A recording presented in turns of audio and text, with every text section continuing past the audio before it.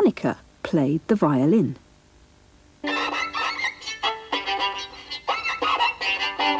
At first, she wasn't very good.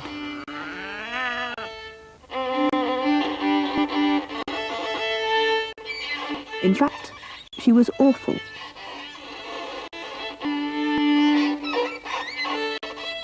Her first teacher left for China. Her second teacher, Mrs. Leone, was deaf.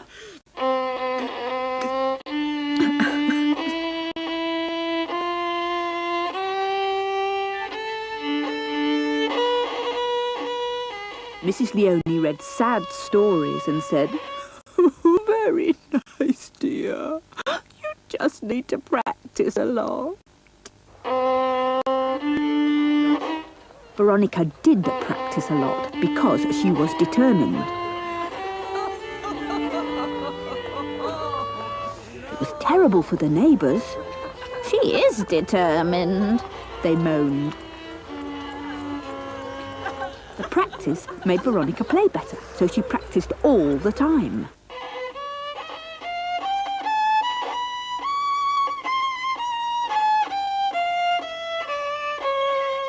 "She is getting better," the neighbours wailed, "but she practices all the time."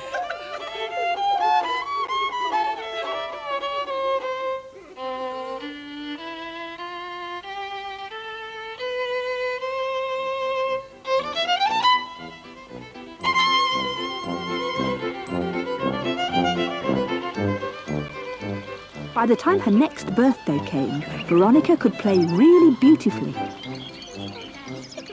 For her birthday, the whole family went on a picnic.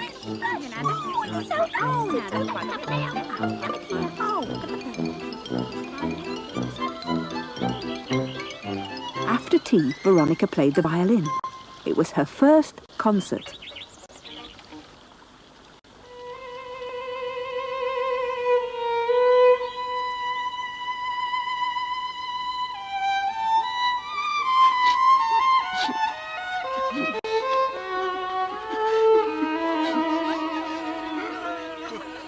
The music she played was so beautiful that everyone cried into their fizzy drinks.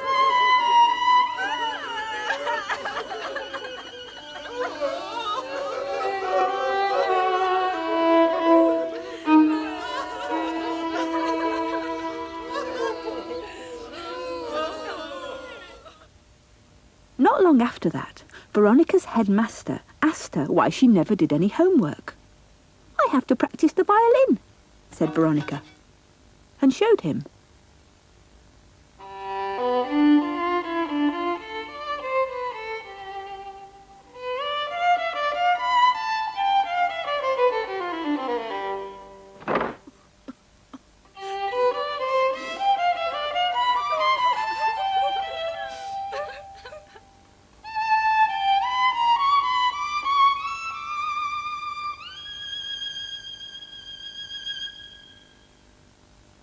"How beautifully sad," said the headmaster.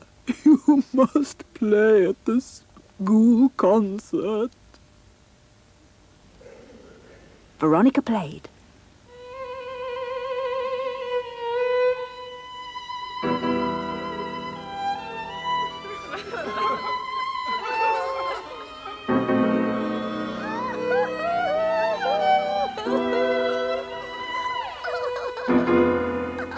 That was her second concert.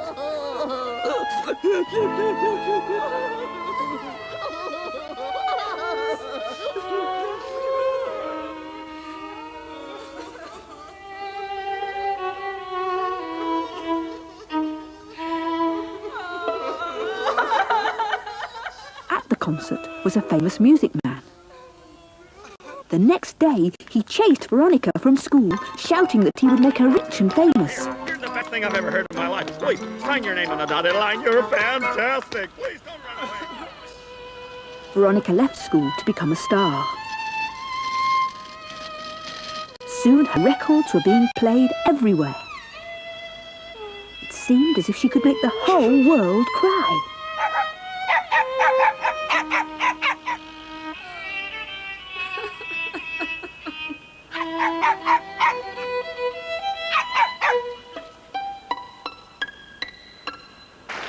Bravo! Veronica's most successful concert ended with a flood.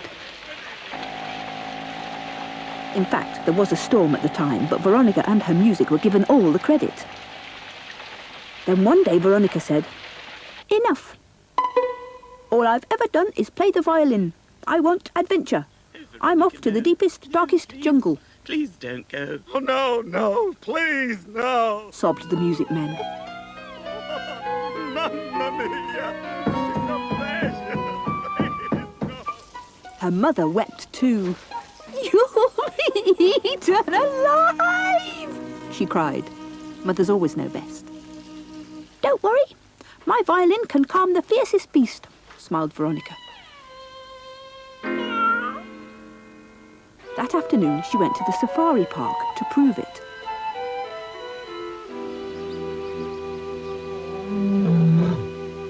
Because she was famous, the guards let her try. To their amazement, the lions just lay down and wept. Veronica had proved her point. And the following day, her parents drove her to the ship. They felt very sad as they waved her goodbye.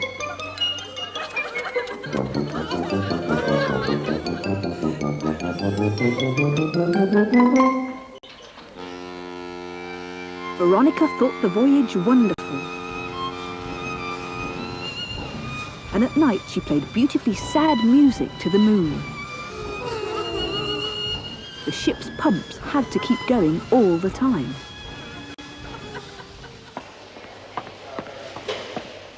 When the ship landed, the men in uniform told Veronica, "You can't go into the jungle alone. You'll have to go with these fearless hunters or you'll be eaten alive." "Okay," said Veronica.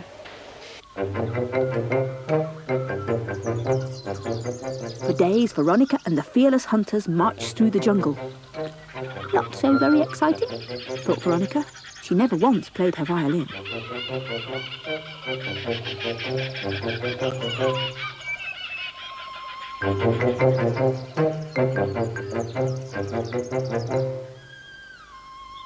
Then one afternoon, as they crossed a clearing, a tiger, a leopard, and a lion appeared at the same time. At once, the fearless hunters ran away, leaving Veronica alone. Veronica wasn't at all worried. Calmly, she took out her violin and began to play.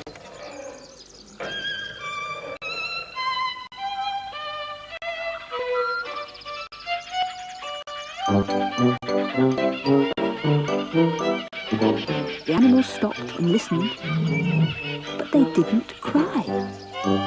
After days of not playing, the music sounded different. It was still beautiful, but now it was happy.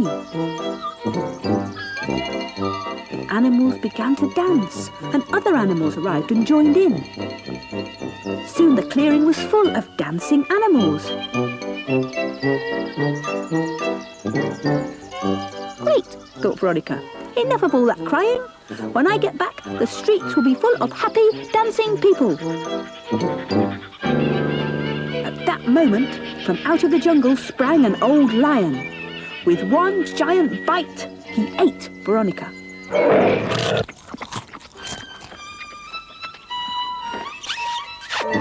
She never even knew what had happened.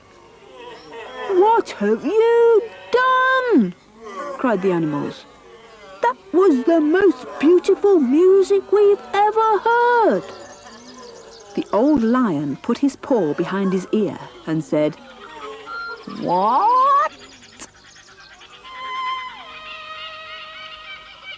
All of which explains why the streets aren't full of happy, dancing people.